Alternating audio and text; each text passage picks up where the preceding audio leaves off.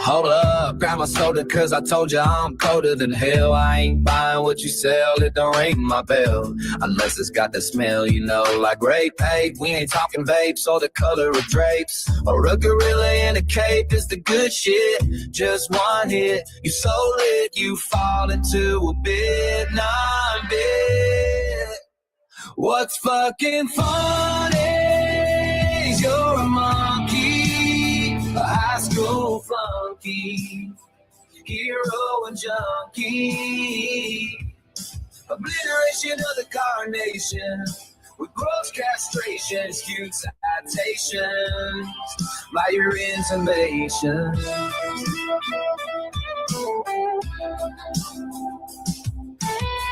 Get real, young man, there's only one stand. You can't stand a suntan, how you gonna live on the land? Obliteration of the carnation, with gross castration, in skewed citations, by your intimations. I'm a truth in rotation, you're a cheap imitation.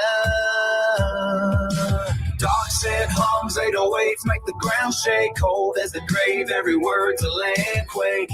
You're a flicker in a cipher, I'm the flame that won't fade. Step into the night where the shadows are made. What's fucking funny? You're a monkey, a high school flunky, hero and junkie. I'm gonna click another hit of this good shit, and I'm already it, so take over, it's been non-big.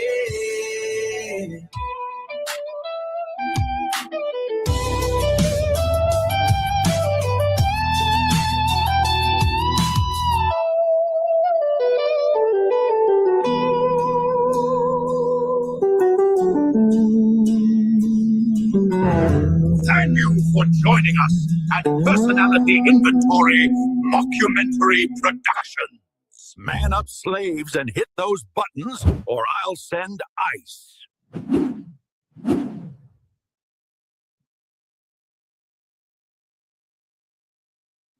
Hey, greetings, everybody. Keith here. Hoping everybody's having a good day, enjoying life, living life, loving life. I want to take you first to P.I.G.S.C.U.N.T.S rides again. P.I.G.S.C.U.N.T.S rides. Got a new platform I'm going to be starting up, and basically what we're doing is, thanks for joining me in my journey so far. I appreciate all of you. My attempt at expanding into something other than law has led me to start a debate platform, something that instills the trueness of a great topical exchange, an etiquette that is the functional mechanism of forward progress in any discussion. Please join us at P.I.G.S.C.U.N.T.S Rides for our new stream, which will be held weekly as a debate platform with interactive functions for the chat as well as panelists. Help us build and grow by subbing now. Let me grab this link. The Short Bus Podcast TV, where you get a short ride on a short bus, one way out the door if you cannot stick to the etiquette required. This is so that any discussion can effectively help educate the audience through truthfulness of the facts on any topic. Bring your sources, not your insanity and feelers.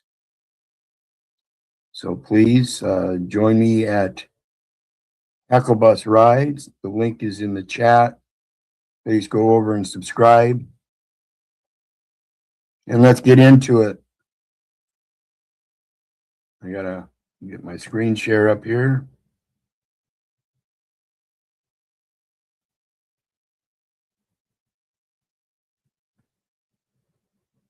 Okay.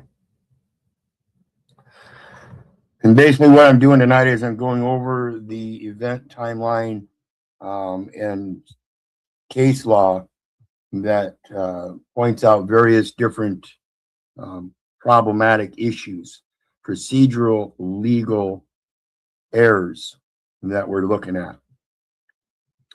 So the first one is the transition from a wrongful eviction to a constructive eviction. The court process, which was wrongful, and then in that court process, the result of the landlord's conduct and the court's failure to intervene. What we're talking about here is when the plaintiff got on the stand and admitted that she violated the statutes that she is obligated to or has a duty to fulfill in her contract under rental agreements. And when a landlord admits on the record to violating notice requirements and then uses a voluntary dismissal to avoid a judgment of retaliation, they have engaged in a constructive ouster, constructive eviction. Iowa case law, the admitted breach and retaliation. In Iowa, the leading case for retaliatory eviction is Hillview Associates versus Bloomquist, 1989. I believe I've mentioned this one before.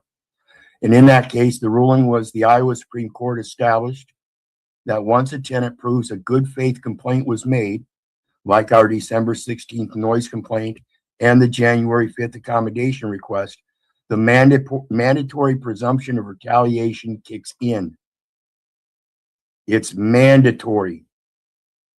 It's a mandatory presumption of retaliation kicks in, and we'll talk about that later. It's mandatory because the language used in the statute says they must presume retaliation. So again, we'll talk about that later. The constructive element. If a landlord's actions, like filing a basis clear and present danger, as in our situation, make the dwelling effectively unavailable or create a hostile environment that forces the tenant out, it is a violation of Iowa Code 562.8.26, tenants' remedies for landlord's unlawful ouster.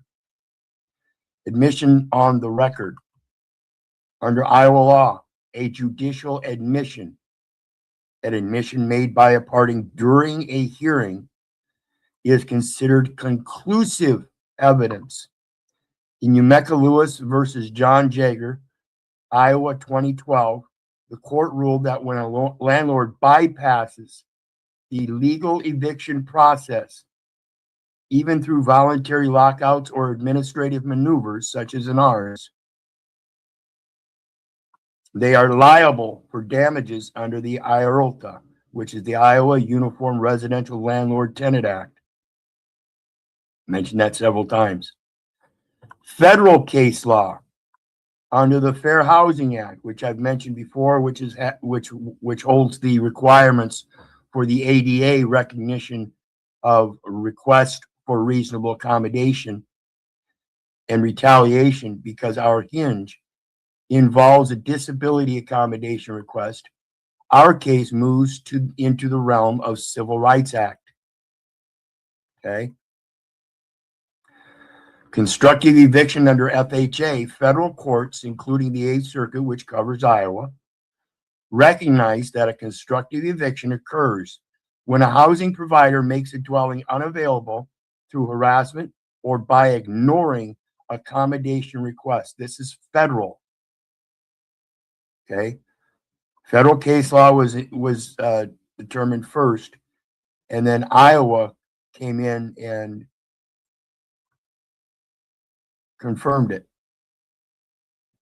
United States versus Rupp, 8th Circuit Court, 2022. This recent case reaffirmed that a landlord's retaliatory intent can be inferred from the timing of their actions. If someone or evicting someone immediately following a protected activity, like a request for an accommodation or a report of a hazard, is a violation of 42 U.S. Code 3617. In Alexander versus Riga, 3rd Circuit held that otherwise making a dwelling unavailable includes a broad range of conduct, including using the court system in bad faith to force a tenant out. Okay. And you guys can look all these codes up that I'm going to be giving. Go ahead and look them up. 42 U.S. Code 3617. And the confession on record as a federal trigger If the landlord admitted in Magistrate Feldkamp's court that they failed to provide a 7-day notice, but proceeded with the eviction anyway, they have confessed to a due process violation.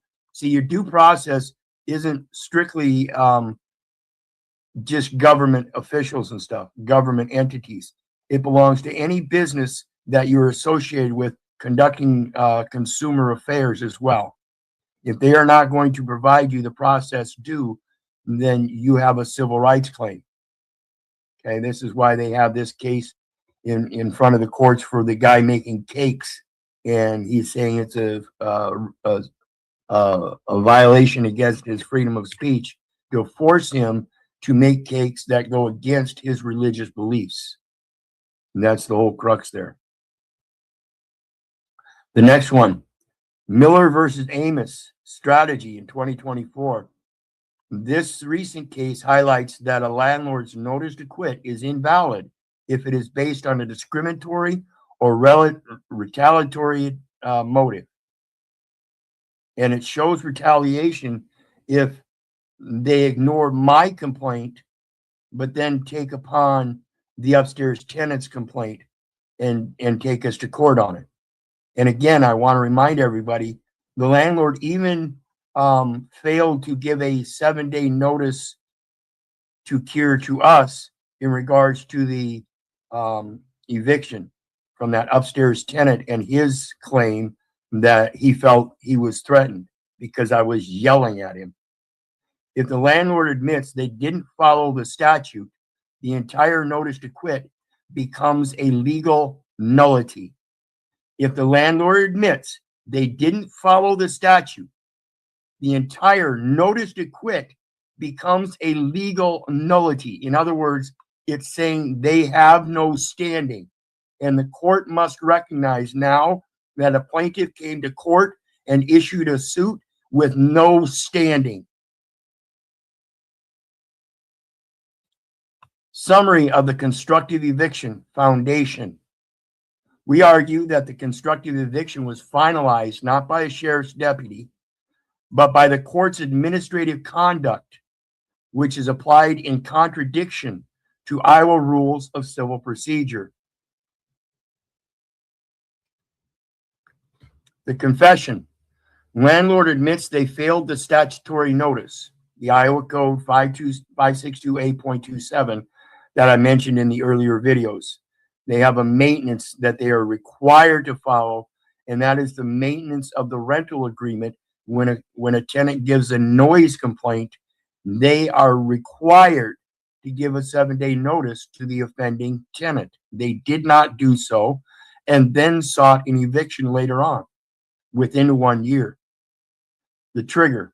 Landlord admits the eviction followed a January 5th accommodation request, as well as our December 16th noise complaint. I guess I forgot to put that in there. The constructive ouster, constructive eviction. By allowing a voluntary dismissal after these admissions, the court aided and abetted by not following their strict statutory duty. So now we have a landlord, a property manager that failed the strict statutory duty twice, once against the IRLTA, the Landlord Tenant Act, and once against the Civil Rights Act.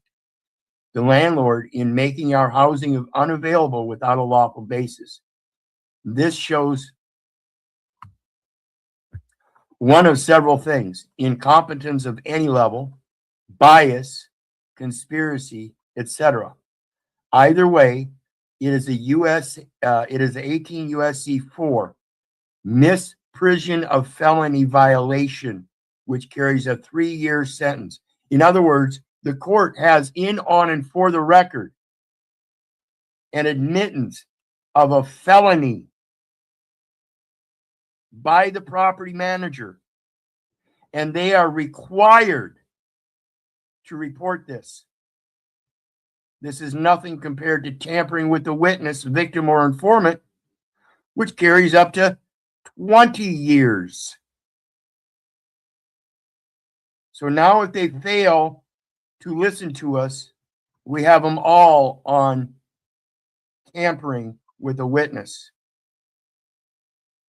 The confession on record as a trigger for 42 U.S.C. 3617 FHA retaliation, and the Eighth Circuit precedents that define making a dwelling unavailable through administrative bad faith.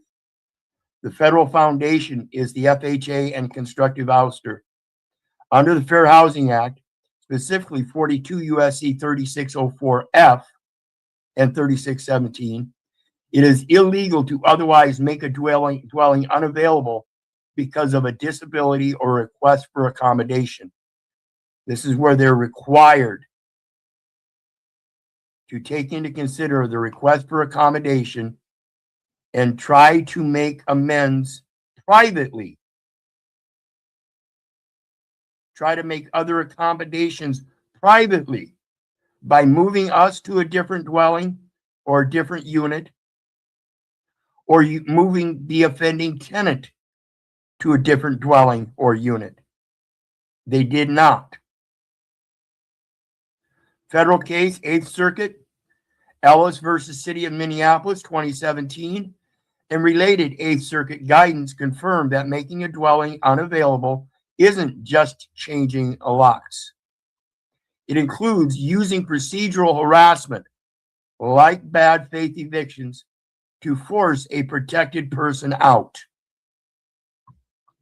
The admission trigger, since the landlord admitted on the record at Magistrate Feldkamp's hearing that they did not follow the 7-day notice requirement of Iowa Code 562A.271, their filing of clear and present danger eviction was knowingly false legal action.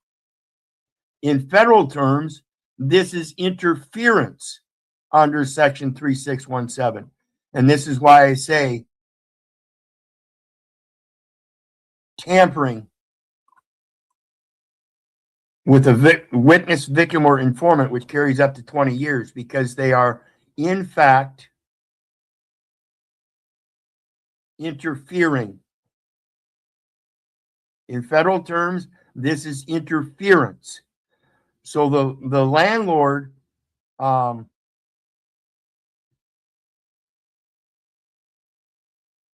interfered with our rights, admitted to it on the record, and the court is now interfering with our ability to go forward. Again, I remind you, all these dismissals are being presented to Judge Abbott, who is biasly dismissing things.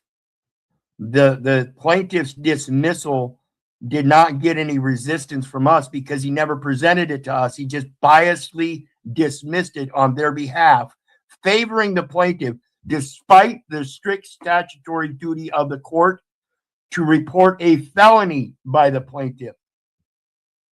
Iowa State Foundation, the confession of breach in Iowa, a judicial admission, what they said in court, is conclusive.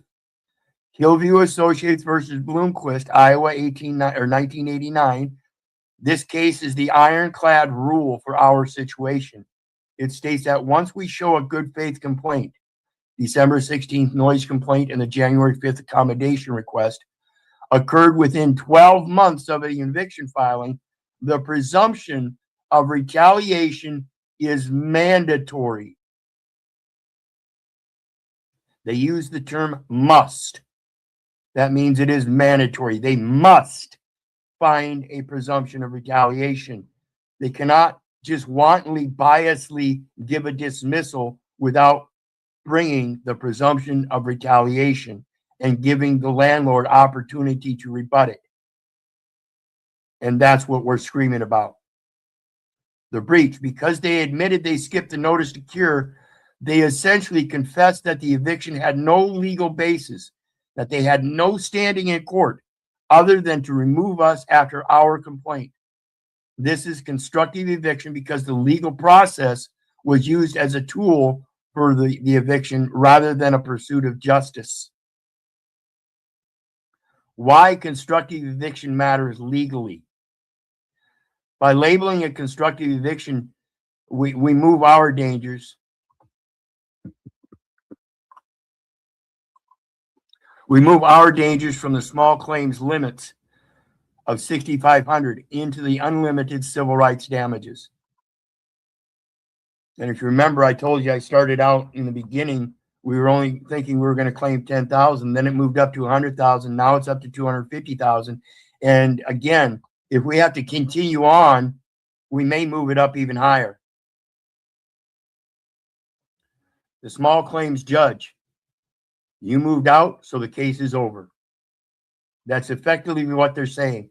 They're saying, since I moved out before the judge handed down the merits of the case, that the case is over. That's not the way it works. Chief judge in federal court, they forced us to move out by abusing the court system after confessing to a breach. This is a constitutional injury. They admitted they violated both the IRLTA and the Civil Rights Act and yet got a dismissal. The court has engaged in a structural obstruction of justice. The court themselves has engaged in a structural obstruction of justice by denying an indigent, disabled litigant the record of a landlord's confessed crimes. The court is not merely making a ruling, it is tampering with the integrity of the appellate record in violation of the principles of 18 U.S.C. 1512 and the Iowa Code of Judicial Conduct.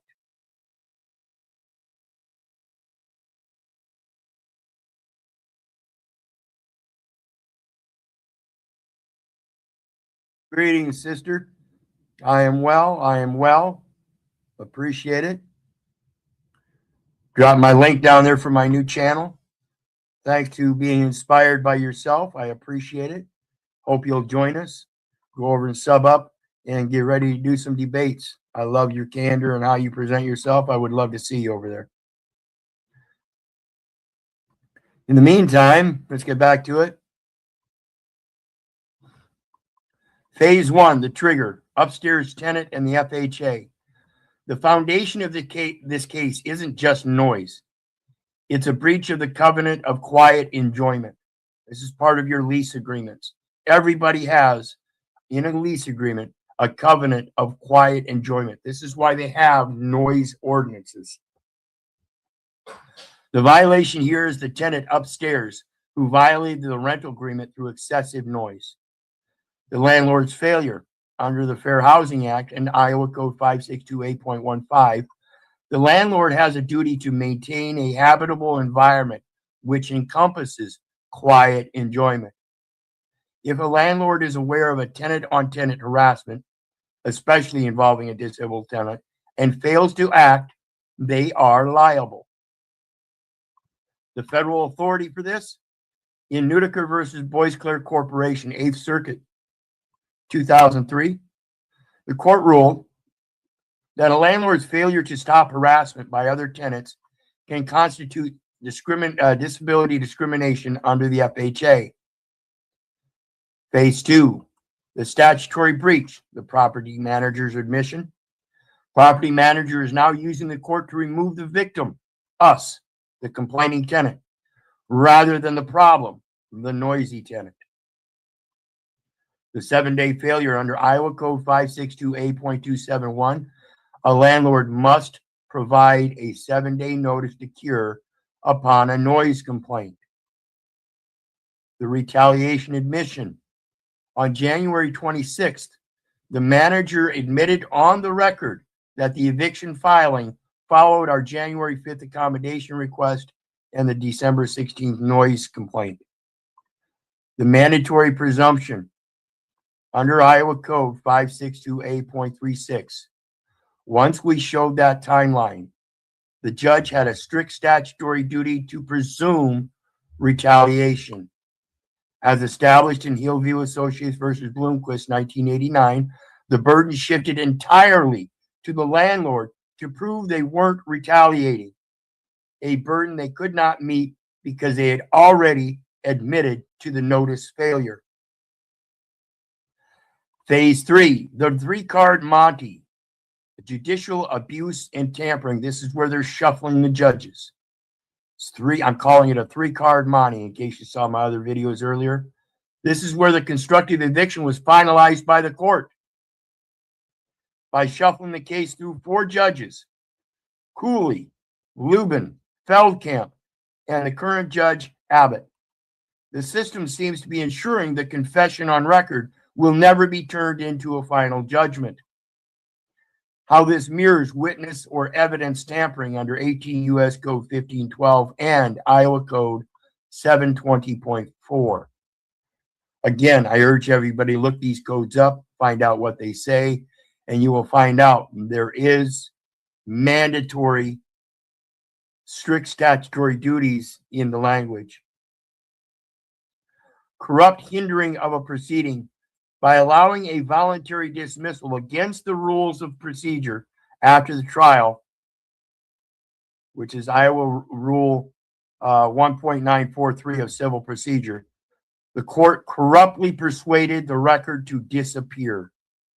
Like I said, they're trying to silence the evidence by the plaintiff of coming to court with dirty hands, with no standing, and then gave a decision favoring that very plaintiff, knowing that they are the ones that violated both state and federal laws. Without withholding a record, by denying our informa pauperis status, the court is gatekeeping the appeal process and transcripts. If we cannot pay, the higher court cannot see the confession. Under 18 U.S.C. 1512 C.2, otherwise obstructing or impeding an official proceeding includes acts that make evidence unavailable. It is tampering. They are subject to a 20-year sentence here if they're not careful. Retaliation against a witness. We are the witnesses to the landlord's crimes.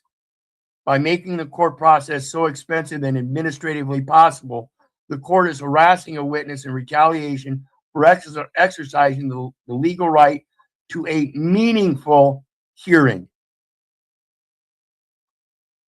Okay? You have a right to a meaningful hearing under the Due Process Clause. Again, statutory under a meaningful hearing. And I'll go over that information one of these days too. The voluntary dismissal is not a summary judgment. Voluntary dismissal, especially one without prejudice, is a procedural exit. It suggests that the case simply ceased to exist without the court deciding who was right. The flaw. Under Iowa Rule of Civil Procedure 1.943, once the trial started on January 26th and was under advisement, the plaintiff lost the absolute right to exit. Okay? When the judge took it under advisement and didn't give an order that day as to the finding, they took it under advisement. That removes it from the plaintiff. It's now strictly the judge's determination, and they're supposed to wait for that determination. Conveniently, they snuck in with a dismissal and presented it to Judge Abbott, and now Judge Abbott keeps taking all of the filings that were filing and dismissing them, denying them. Okay? The summary judgment reality. In our case, because the plaintiff admitted the statutory violations on the record, there were no longer any disputed facts. The judge now had a duty, and they're removing that duty from the judge. When there are no disputed facts in the law, IRLTA dictates a specific outcome. The court has a duty to enter a summary judgment, a ruling based on the undisputed evidence, rather than letting the plaintiff walk away. That's their strict statutory duty, is a summary judgment ruling based on the undisputed evidence. See, once they admitted on the record that they violated the law, that is a judicial notice. They must give a summary judgment. It cannot be dismissed. Source of law versus force of law, the mandatory part. Statutory Code 562A36 of Iowa. The mandatory part is the word presumption. In Iowa law, means the judge must rule for us unless the landlord disproves it. The word presumption in Iowa law means the judge must rule for us unless the landlord disproves it. The landlord didn't disprove it, they confessed to it. The force of the statute requires a final judgment of retaliation. Iowa procedural rule, civil rules of civil procedure is restrictive. It limits the court's power to allow a dismissal after trial has begun. The force of this rule says the dismissal was voidable the moment Magistrate Feldkamp took the case under advisement. Under the constitutional due process, which is overriding the right to record and a decision by the person who heard the evidence. Okay, this is the right to a meaningful hearing.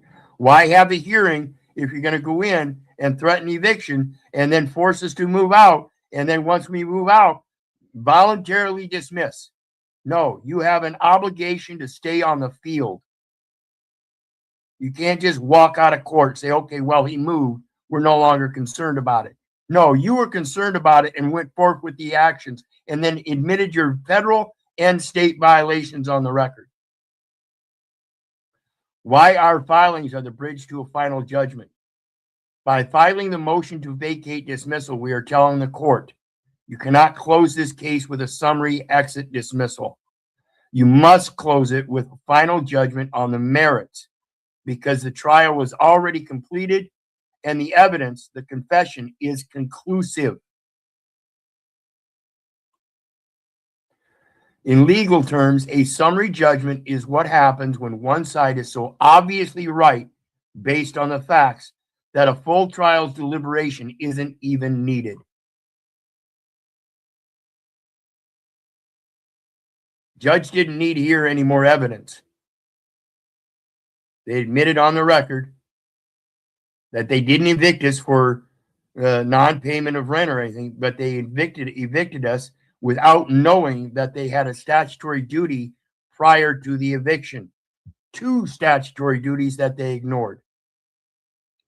Since the plaintiff admitted to the notice failures, we are essentially asking the Chief Judge to treat the January 26th hearing as a motion for summary judgment that we already won. The evidence is there. It's clear and present. Unlike the danger, it is clear and present confession. Finality versus closed. The landlord's view, the case is closed, dismissed, I'm safe. No, you're not, bitch. I am not stopping. I am not stopping. Even if I don't get this appeal, I'm investigating you. I'm going to point out every error you are making. And every time I find out you are evicting someone, I'm going to be that court watcher. I'm going to the eviction court. I'm going to watch. And every time you step into that court, I'm going to be there.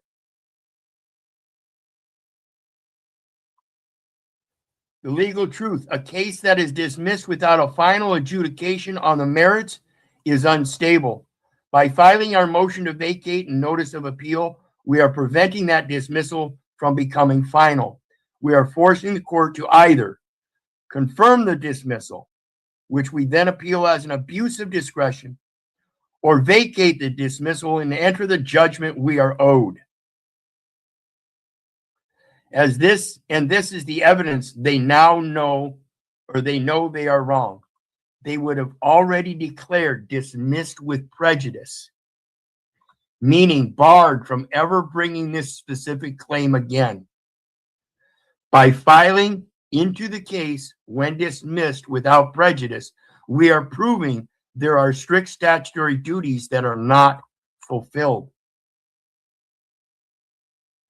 The source of law, Iowa Code 562A.36, says if retaliation is presumed and confessed, the court must find for the tenant. The force of law, That must is not a suggestion. It is the judge's job description. It is their job to find it a no standing situation for the landlord and give us the award for the case. The court's acceptance of a voluntary dismissal was a procedural legal error that avoided the force of law required by Iowa Code 5628.36. Because the plaintiff admitted to the material breaches on January 26th, there was no longer a triable issue in fact. The court's only lawful path was to enter a summary judgment on the merits. This filing is the defendant's demand for that final judgment, to which I am entitled as a matter of strict statutory duty. That's that due process clause. They have a strict statutory duty for that.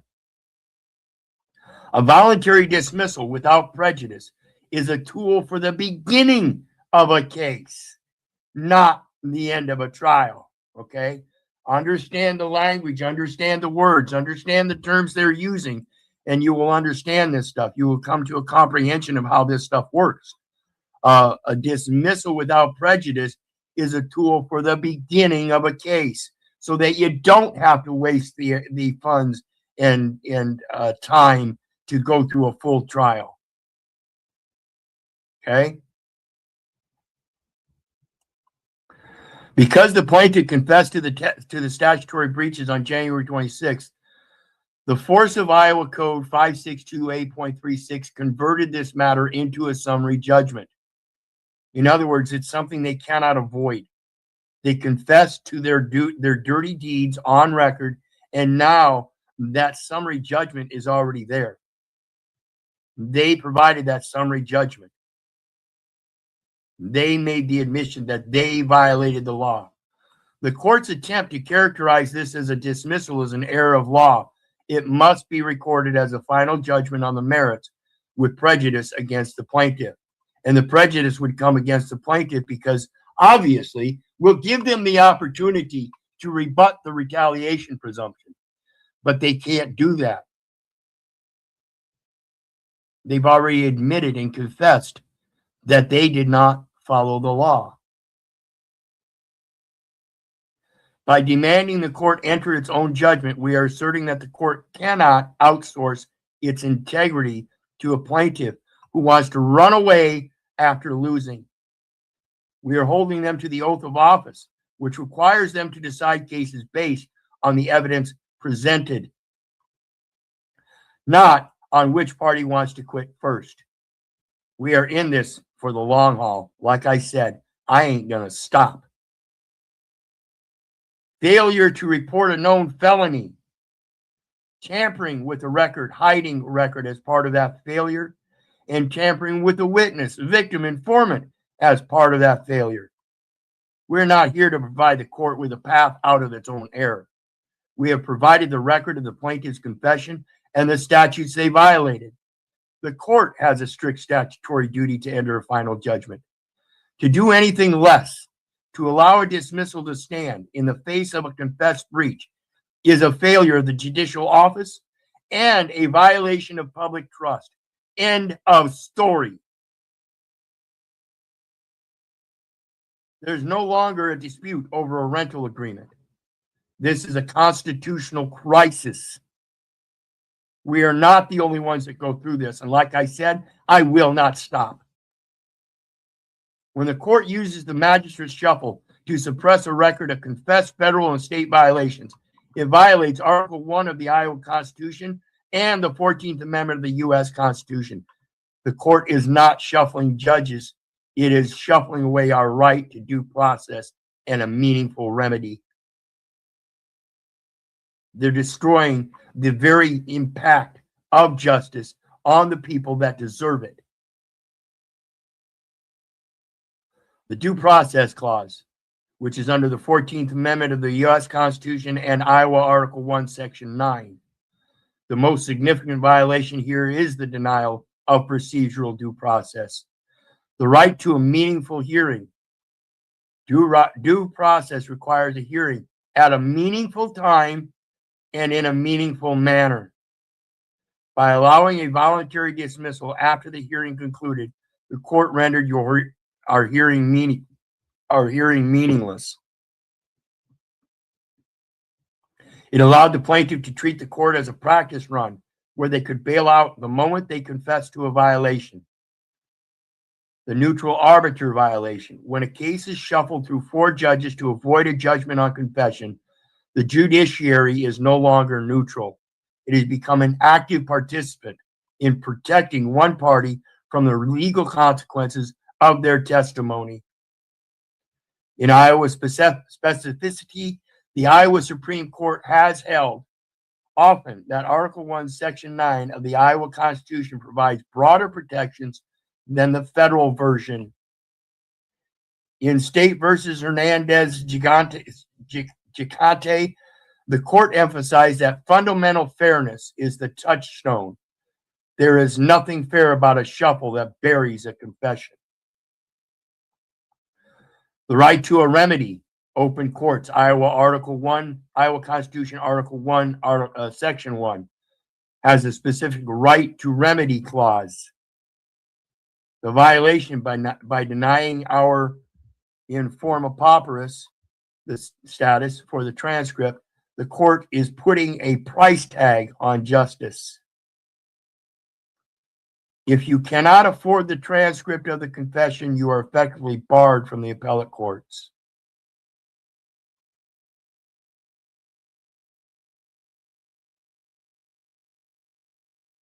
If you cannot afford the transcript of the confession, you are effectively barred from the appellate courts. This is a constructive closure of the court system. Under the Iowa Constitution, the courts must be open to every person and a speedy remedy offered for every injury of person, property, or character. And I'm telling you, folks, we're having a rough time. So if you see my PayPal link down in the details, please feel free to help out a little bit. Every little bit helps.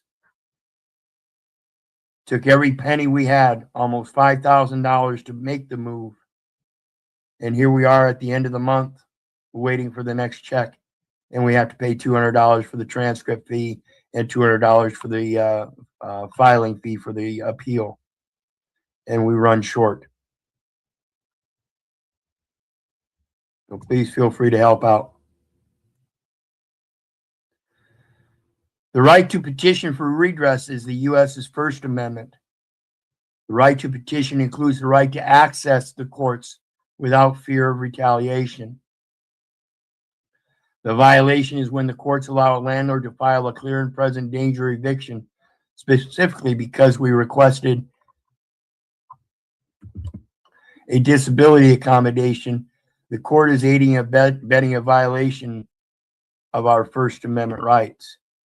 The court's role: if the court fails to enter a judgment on the admitted retaliation, the court itself is chilling our right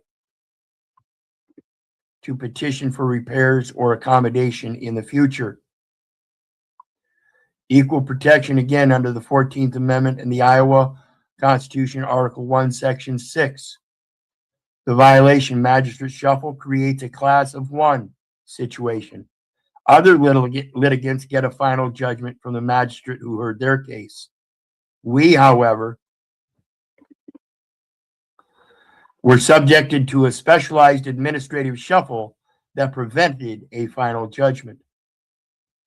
Under Village of Willowbrook versus Olek, 2000, the U.S. Supreme Court ruled that if a government official treats an individual differently from others with no rational basis, there is no rational basis for allowing a plaintiff with dirty hands to enter a dismissal voluntarily and then grant them. It goes against the rules of civil procedure. It goes against the strict statutory duty of their codes, and they allow somebody with dirty hands to enter a court of equity, seeking equity, to receive equity, even though they had dirty hands, and admitted the dirty hands on the court.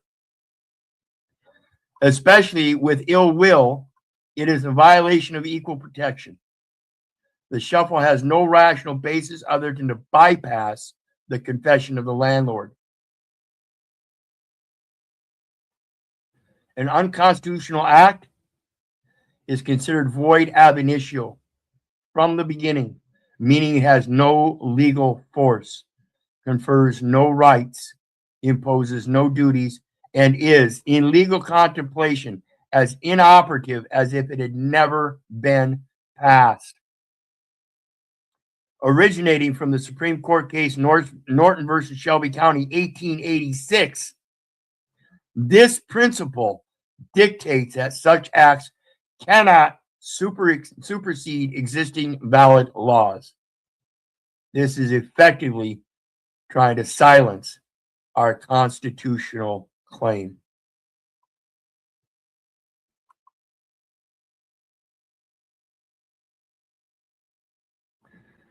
Let's see, we got all kinds of notes in here now. Greetings, everybody. Captain action, justice delayed is justice denied. Absolutely. I already have their indemnification bonds for all judicial officers from the last case that I went into, the failure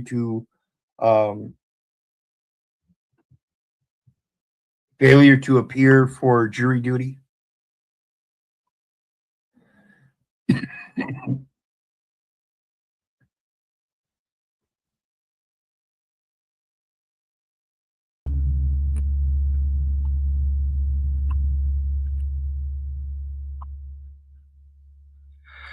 And that brings us to the end of another update.